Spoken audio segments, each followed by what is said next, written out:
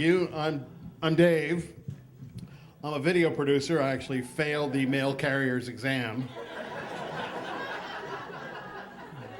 Before I was a video producer, I was a location sound mixer. So I recorded sound for picture, documentaries, commercials, that sort of thing. Did a lot of interesting projects. One of them was an early version of virtual reality. And the idea was it was for a trade show, and you'd go and you'd sit in this little booth, and we'd project video on a screen that would completely surround your head, it would completely fill your peripheral vision so you felt like you were in the picture. And if somebody were to hold up an orange, they would pump a little orange into the booth, and you'd smell the orange. And if they held up flowers, you'd smell the flowers. One of the segments we did was riding on a bicycle on a path in the woods. So we put a special camera on a bike rider and filmed him going through the woods, and you would smell the forest, and there was a little hidden fan in the booth so you'd feel the wind in your hair. And the seat you were on would vibrate a little bit as you'd go over the bumps in the trail, okay? Don't get ahead of me. My job was to record the sound, so we wanted it to sound as close as possible to what it would sound like if you were riding through the forest. So there's a lot of different ways to do this, and this gets a little technical, so hang with me.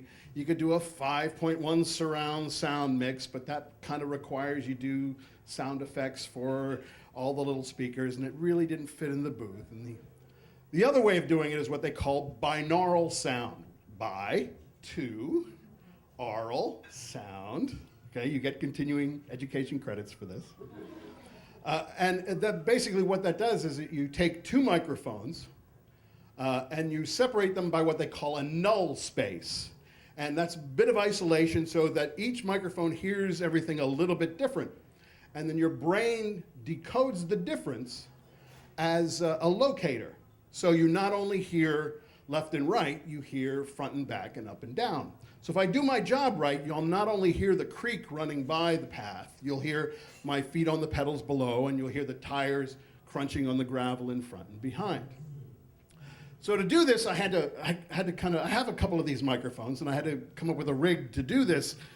So I needed really good headphones so I could make sure what I was hearing, and you can't wear good headphones with a bike helmet. So I went to a hospital and borrowed one of those helmets they use for people who have had brain surgery or have a soft spot in their skull, and I used that, and I could wear my headphones. And I was wearing a pair of, the microphones hang off of the glasses, so I was wearing a pair of real heavy-duty glasses, like old-style shop glasses with the frames, and the microphones would hang off there, and because I was riding a bike, I needed to wrap them in foam so the wind wouldn't get to them. So I basically had these two little pom-poms hanging off the side of my glasses.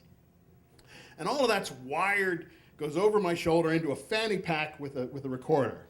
It was the 90s, don't judge me. So I go out to Forbidden Drive in Fairmount Park and get all rigged up and go out to do the ride. And the first thing I notice is that Forbidden Drive is pretty hilly. And for the purposes of this video, I need to maintain a constant pace on my pedaling. I can't slow up or speed up, and I can't change gears. So I have to keep the bike in first or second gear. So I'm pedaling a lot for the amount of speed that I'm getting. The second thing I notice is I have that day I had a little bit of a nose whistle. So every time I would breathe in or out through my nose, I'd hear, and I couldn't have that on the recording. So I had to breathe through my mouth. So I'm out there pedaling, and people are passing me and they're laughing, but I'm really focused on my job, so I'm not really paying attention. I do about 10 runs and I go out to the parking lot.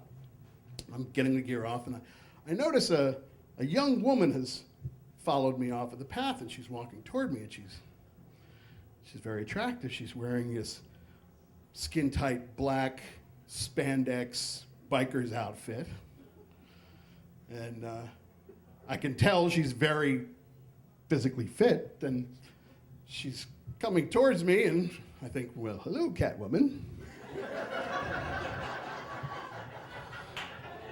And she walks toward me and stops and takes off her helmet and hangs it on the handlebars. And takes the ponytail out and shakes her hair.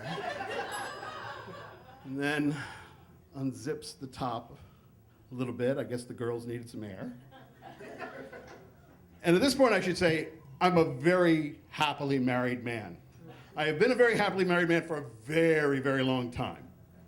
That said, I'm not dead.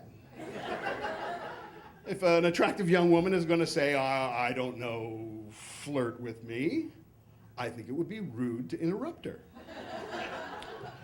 So she takes a couple of steps toward me and she gives me these big eyes and this big smile and she says, "Are you having a fun time in the park on your bike? Do you like riding your bike in the park? You're very brave to ride your bike in the park all by yourself. Is someone coming to pick you up? Would you like me to wait with you?" Thanks very much.